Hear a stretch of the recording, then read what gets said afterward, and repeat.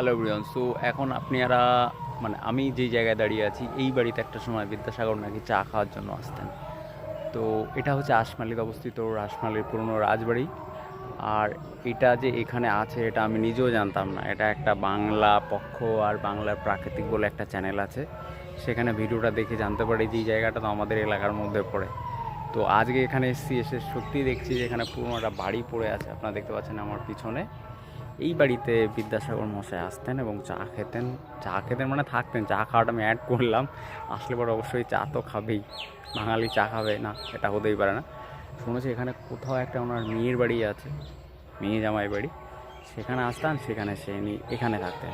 তো এটাই হচ্ছে বাড়ি, আমার পিছনে আছে, ওইখানে দাঁড়িয়ে আছে আমার বাইক। এটা হচ্ছে বাড়ির ফ্রন্ট গেট আছে,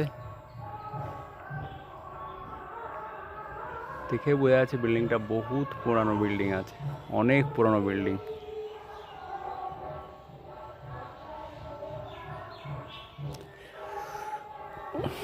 ওই সাইডটাতে কোনো একটা মানে এই এনাদেরই কেউ একজন ওখানে থাকেন।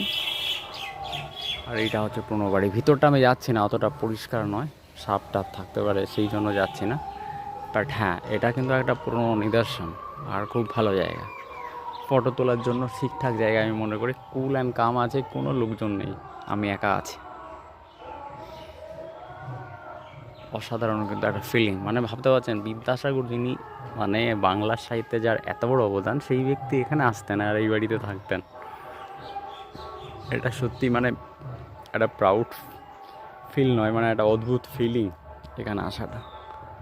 তো আজকে হঠাৎ করে চলে এসেছি। আপনাদের এই ভিডিওটা কেমন লাগলো অবশ্যই জানাবেন।